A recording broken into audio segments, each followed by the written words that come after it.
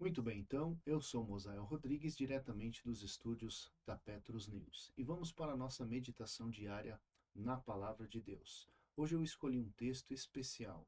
Não que os outros não sejam, todo o texto das Escrituras é um texto especial. Toda a Escritura é divinamente inspirada e é apta, para nos ensinar, para nos corrigir, para nos moldar conforme a própria vontade de Deus, porque a palavra de Deus ela nos foi dada justamente para isso, para fazer toda a vontade de Deus, aquilo que lhe apraz, e ela nunca volta vazia. Então, estes momentos que nós temos de meditação, eles são mais do que suficientes para trabalhar um pouco o nosso coração em coisas que são necessárias serem trabalhadas. Deus tem tantas coisas para fazer em nossa vida, só que estas coisas, ou muitas delas, dependem do trabalhar da Sua palavra na nossa vida. Nós precisamos ser moldados por Deus. E essas meditações diárias, constantemente, irmos às Escrituras, pararmos um pouco o que estamos fazendo, para deixar as Escrituras falar conosco, elas têm este poder. Essas meditações têm esta capacidade, esta potência de moldar o nosso caráter, a nossa cosmovisão, a forma como nós vemos o mundo, as nossas aspirações, os nossos desejos, os nossos planos e projetos também precisam ser alcançados pela palavra de Deus. Então nós vamos fazer leitura de um texto que fica lá em 2 Coríntios, capítulo de número 5, versículo 14 e versículo 15, que diz assim: Pois o amor de Cristo nos constrange, porque estamos convencidos de que um morreu por todos, logo, todos morreram. E ele morreu por todos para que aqueles que vivem já não vivam mais para si mesmos, mas para aquele que por eles morreu e ressuscitou. E ele morreu por todos para que aqueles que vivem já não vivam mais para si mesmos, mas para aquele que por eles morreu e ressuscitou. Interessante esse texto. Esse texto é um tanto quanto poderoso e também constrangedor. Ele já inicia falando sobre constrangimento. O amor de Cristo nos constrange. E o que é constrangimento? Constrangimento é uma situação embaraçosa, uma situação que incomoda, né? O constrangimento público é algo que faz com que a pessoa sinta vergonha diante dos demais, que a pessoa fique embaraçada, né? Que ela fique constrangida a fazer às vezes coisas que não gostaria de fazer. Por que, que o amor de Cristo nos constrange? E a pergunta retórica que fica é: será que o amor de Cristo de fato está nos constrangindo? Porque o constrangimento causado é justamente ver ou perceber e notar tudo aquilo que ele fez, né? A magnitude da sua entrega, a grandeza de um sentimento voluntário e misericordioso da parte de um Deus que é santo, todo-poderoso, Rei dos reis, Pai da eternidade, Senhor dos senhores. Este ser altíssimo, excelso, cujos atributos estão sempre lá no infinito, da máxima potência de amor, de bondade, de compaixão, de graça, né? Este ser despiu-se, né?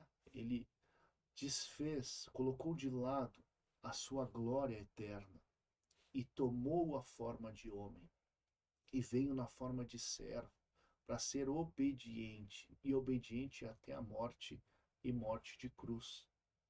Foi isso que ele fez por nós. E nós poderíamos discorrer milhares de formas diferentes de entendermos e compreendermos a magnitude deste sacrifício e desta entrega. E foi isso que ele fez por nós. Agora, o texto diz que ele fez por um motivo.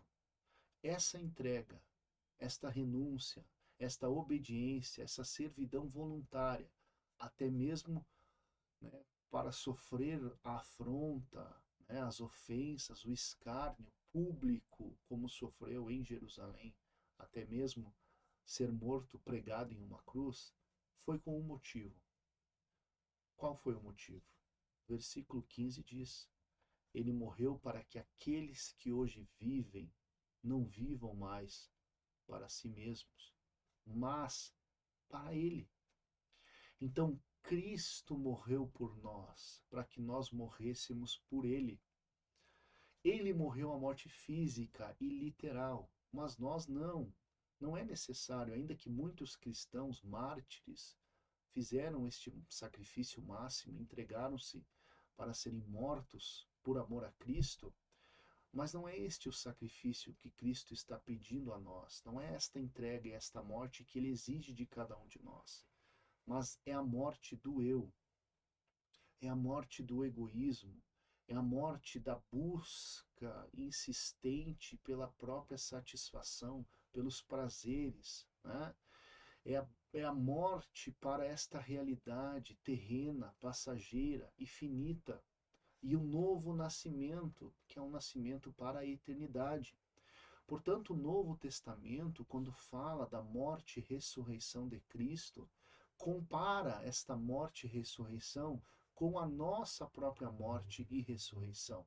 Porque a Bíblia diz que assim como ele morreu e ressuscitou, nós também temos que morrer e vamos ressuscitar. E assim como ele é, nós também seremos. Olha que interessante esta mensagem. Olha que interessante essa ideia, né? Essa compreensão de que Cristo fez o sacrifício máximo para que nós também nos sacrificássemos por Ele. Agora, vamos ser sinceros. Será que de fato a nossa vida cotidiana ela mostra que nós somos constrangidos por este amor? Será que as nossas escolhas diárias, o nosso tratar, o nosso agir neste mundo mostram às pessoas que nos observam que nós somos pessoas que vivemos debaixo deste constrangimento? Será que ainda nós temos a capacidade de sentirmos vergonha diante daquilo que Cristo fez por nós?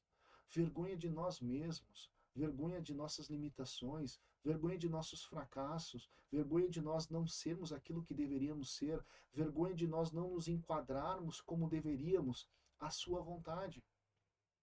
Mas não uma vergonha que causa aquele sentimento de frustração, impotência e abandono, de modo que a pessoa pense: bom, eu não consigo ser o que eu deveria ser, eu não consigo fazer o que eu deveria fazer, eu não consigo agir da forma como eu deveria agir, então isso é impossível, então eu não quero mais tentar. Não, mas é um constrangimento que reconhece a sua incapacidade, mas faz deste reconhecimento o combustível para continuar tentando, né? Continuar tentando melhorar, tentando fazer mais, tentando entregar-se mais, tentando, né, doar-se mais, assim como ele doou a si mesmo, entregou-se a si mesmo. Então, esse constrangimento que o amor de Cristo nos causa é um constrangimento positivo e não negativo. Positivo no sentido de que ele nos faz querer fazer mais, querer nos entregar mais, querer nos doar mais, e não o contrário. Portanto, nesta pequena meditação de hoje, neste curto texto das Escrituras, eu gostaria de te perguntar: você está de fato sendo constrangido pelo amor de Cristo? Você ainda consegue sentir este constrangimento que lhe impulsiona para mais perto dele? Ou você já se enredou nas coisas dessa vida de modo que você nem mais percebe a grandeza deste sacrifício? Você nem mais percebe a entrega que Cristo fez por você, mas não sem um motivo, não sem pedir algo em troca. Ele pede, ele entregou a si mesmo, ele morreu por todos, para que nós que estamos vivos não vivamos mais para nós mesmos, mas vivamos para ele. Obrigado.